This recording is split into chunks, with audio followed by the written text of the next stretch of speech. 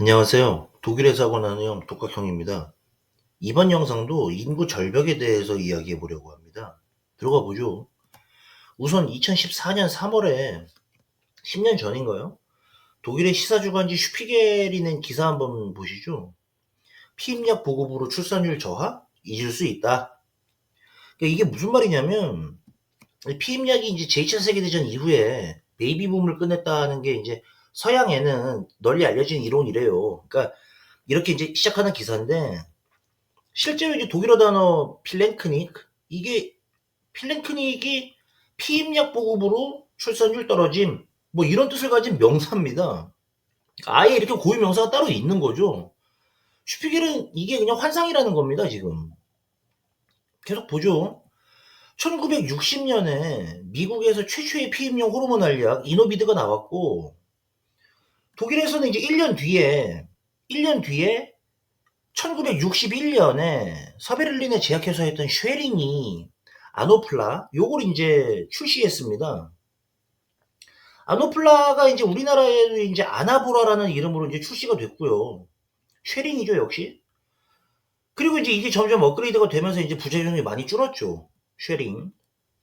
아무튼 이제 슈피겔 논지를 다시 따라가면 미국이랑 독일의 여성 1인당 합계 출산율 비교 도표입니다. 지금 위에 이제 파란 게 미국이고 밑에 이제 빨간 게 이제 서독인데 보시면 아시겠지만 미국이 이제 1960년에 이노비드 나오기 전부터 이미 출산율이 꺾인 상태예요. 파란 선. 57년부터 꺾인 건가요, 지금? 그리고 이제 밑에 빨간색 서독은 아까 그 아노플라 나오고 나서도 61년에 나오고 나서도 5년 정도 더 올라갑니다, 출산율이. 그러다가 66년에 저 뭐야 한 2.54명 찍고 그때부터 꺾이는 거죠. 그러니까 이게 지금 슈피겔 얘기는 이 1년 간격으로 이제 이렇게 피임약이 미국이랑 독일에서 서독에서 출시가 됐는데 베이비붐 이 출산율 고점에서 꺾이는 거는 10년 차이 나는 거 아니냐 지금. 그러니까 이게 지금 피임약하고 이 출산율이 무슨 상관이 있냐 이제 이 얘기를 하고 싶은 겁니다. 슈피겔이. 게다가 또 이제 이 뭐야 이 60, 70년대 출산율 급락했을 때 요때 피임약이 이제 큰 영향을 끼칠 만큼 널리 보급 자체가 일단 안 됐다는 또 이제 부가 설명도 있고요. 미국 사례를 좀 더 볼까요? 미국에서 이제 1인당 자녀 수와 피임약의 관계인데 요 이제 파란 선이 이제 자녀 수고 뭐 이제 밑에 빨간 점이 이제 피임약입니다. 요 보급률은 이제 오른쪽 보시면 될 것 같아요. 그러니까 미국에서 이 피임약 보급률이 20% 이착저착이잖아요. 뭐 위에 녹색은 이제 다른 피임법이고 다 합친 거. 그러니까 이게 지금 미국에서 출산율 떨어지는 거랑 이게 지금 무슨 상관이냐라고 하는 게 슈피겔의 논지입니다. 그러니까 뭐 특별한 인과관계가 없는 거죠. 게다가 독일은 또 이제 상황이 더 다른 게 이 당시 이제 의사 처방 없이 살 수 없었고 기본적으로 왜 의사들이 기본적으로 자녀들을 이제 원하지 않고 이런 그 아줌마들 이제 산부인과 가면은 금욕해라 뭐 이제 이렇게 말했다잖아요 그 당시에.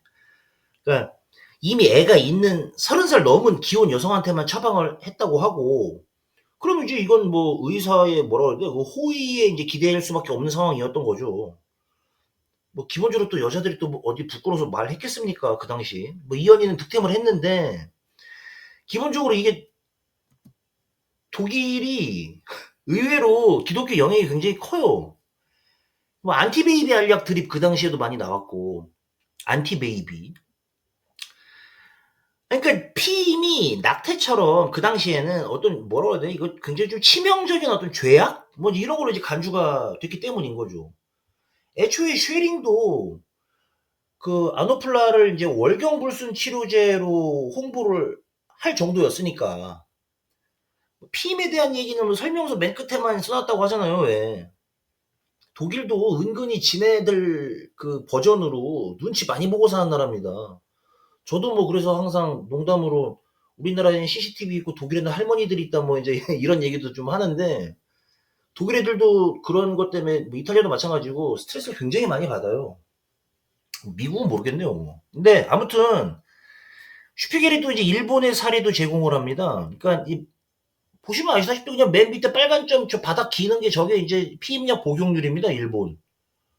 그냥 한눈에 봐도 아무 상관이 없죠. 뭐 위에 있는 저 녹색 저 점들이 이제 다른 뭐 요즘에 이제 쓰는 다른 어떤 피임 그 도구들이고 뭐 일본도 독일만큼 나름 그 성진국인데 일본 보면 또 이제 피임약이 여성의 성적 욕구를 해방시켰다는 뭐 요즘에 그 서구 이론들 그것도 사실 근거가 없어 보이네요. 이렇게 보니까.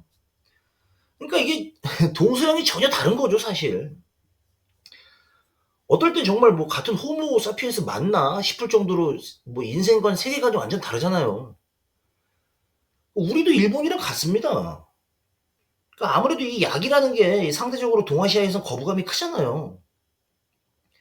결론적으로 동아시아는 물론이고 서양조차도 출생률 감소라든가 뭐 산화 제한 이런 면에서 피임약이 눈에 띄는 역할을 했다고 말할 수는 없다.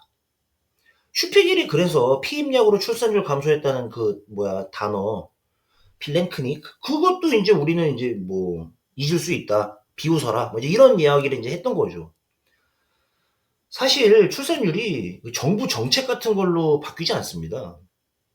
정치인들이 자꾸 이제 인구 문제를 경제 정책이라고 하는 어떤 그런 틀 안에서 보기 때문에 출산도 자꾸 어떻게 뭐라 해야 되나 그 경제처럼 정책으로 좌우할 수 있다고 이제 믿을 뿐인 거죠. 그 출산 얘기 우리 하는 거 사실 솔직히 닦아놓고 생산 연령 인구 저것 때문에 그런 거 아니에요? 생산 가능 인구 준다 막 이것 때문에? 그것 때문에 뭐 인구 얘기하는 거지 뭐 그거 아니고서는 요즘 세상에 인구 얘기할 이유가 있나요? 그러니까 이게 슈피겔이 지적하는 것처럼 지난 150년 동안 독일의 출산율이 계속 이렇게 내려오잖아요, 지금. 1차 대전 끝나고 좀 뛰었고, 세계 경제대공황 끝나고 좀 뛰었고, 2차 대전 끝나고 요 이제 베이비 붐, 요때 이제 세 번 확 뛰긴 했는데, 결국에는 우하향 추세를 그린다. 결국 이건 뭘 이야기하냐?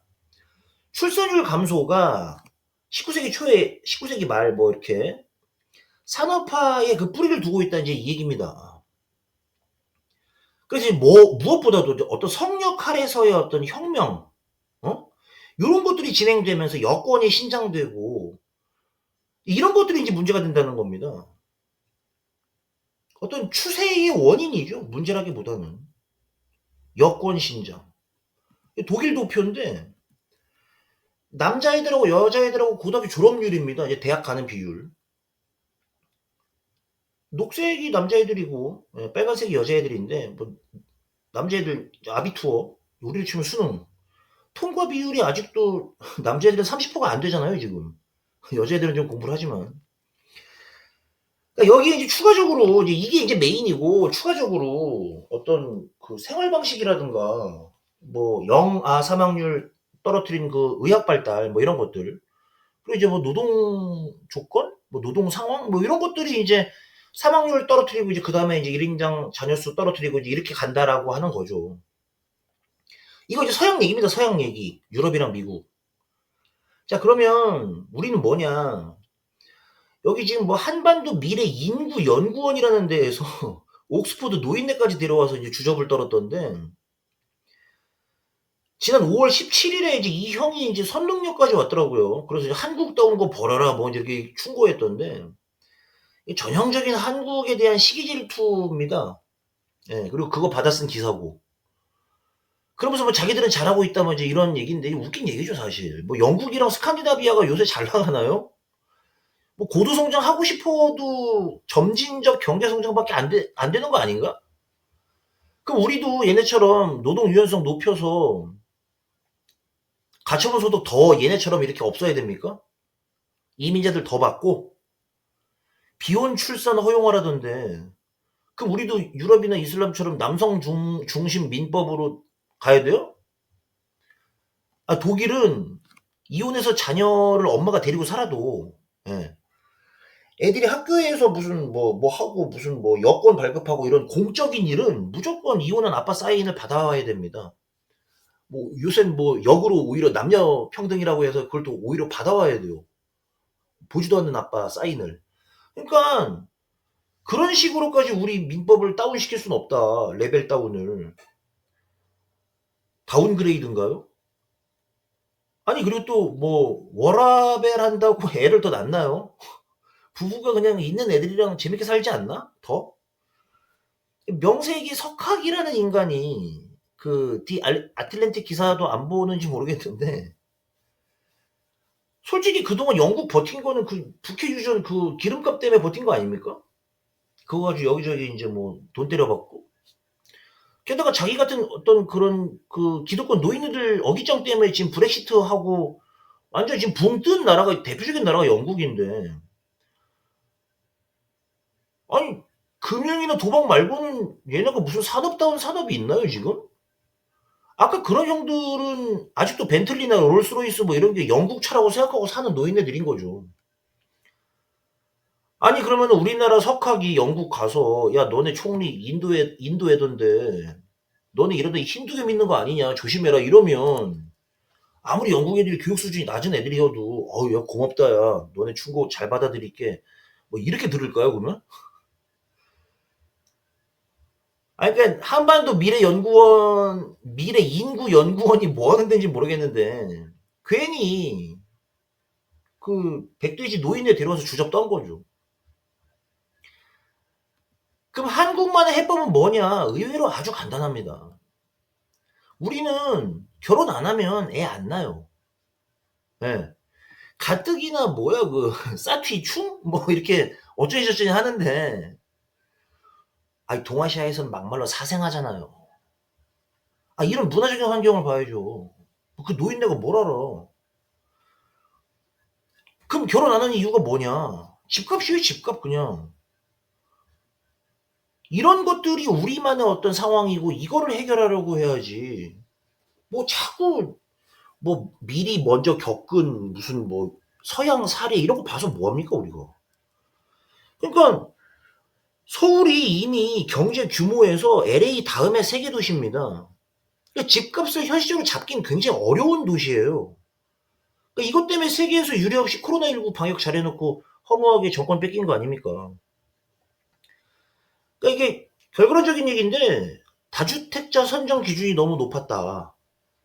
사실상의 1인 2주택 금지 신호였는데 시장에는 당연히 시장의 반발에 부딪힐 수밖에 없었겠죠. 지금 생각해 보면 저야 뭐 집도 절도 없는 신세지만 글쎄요 인간적으로 1인 2주택 금지는 좀 너무한 거 아닌가 뭐 이런 생각도 들고요.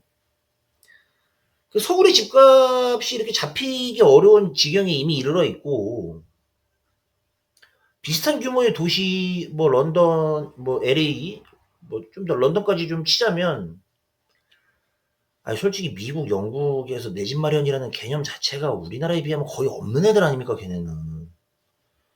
아니 어떤 미국과 영국의 20, 30대 애들이 LA에 런던에 내 집 마련하고 싶다 뭐 이런 생각하는 애들이 뭐 얼마나 돼요. 그 오히려 우리 이 출산율 이 그 열쇠는 가까운 데 있다. 그러니까 신혼부부의 내 집 마련 디딤돌은 뭐 전세 아닙니까 사실. 그러니까 이 전세제도 안정부터 어떤 첫 단추를 꿰지 않으면 이 다음에 뭐 아무리 대단한 얘기도 뭐 황하의 물을 끌어오면 뭐예요. 한 바가지 물이 필요한데 지금. 그러니까 아무리 대단한 얘기도 의미가 없다. 이거부터 어떻게 해야 그 다음에 무슨 뭐 저출산 얘기에 대해서 뭐가 응? 진전이 가능하지 않냐. 개인적으로 그래가지고 이번 정부의 어떤 출산 장려책들 사실 실효성을 거둘 수가 없다. 이렇게 봅니다 지금. 이 전세가 우리나라만 있는 제도예요. 그러니까 이게 우리 사회가 어떤 유독 뭐라 그래 그 내 집 마련 뭐 이게 사실 우리 가훈 아닙니까 가훈. 그게 굉장히 강렬한 나라인데 아니 OECD에 어떤 나라 신혼부부가 내 집 마련 드립을 칩니까? 우리가 아는 선진국들의 대부분 신혼부부는 그런 단어 조합 자체를 생각해 본 적이 없어요. 좋습니다. 이번 영상 결론 내릴게요. 그러니까 이게 출산율 저하가 어떤 자꾸 거시경제 영역 안에서 경제 정책 다루듯이 이렇게 해서 자꾸 문제가 생긴다. 또 의외로 이게 또 피임약하고도 상관이 없다. 그럼 대체 뭐냐? 우리나라의 상황을 보자면 결혼 비용 증가로 결혼을 안 하고 자연히 출산율이 줄었다. 이게 일단 핵심입니다. 지금 굵은 줄기고 결혼 비용의 대부분을 차지하는 집값, 전셋값, 현실적으로 전세 안정이 필수다. 그래야 이 다음에 무슨 이야기를 할 수 있다. 이렇게 결론을 내리겠습니다. 마칠게요. 이상 독일에서 하고 나는요, 독학형이었습니다. 츄스.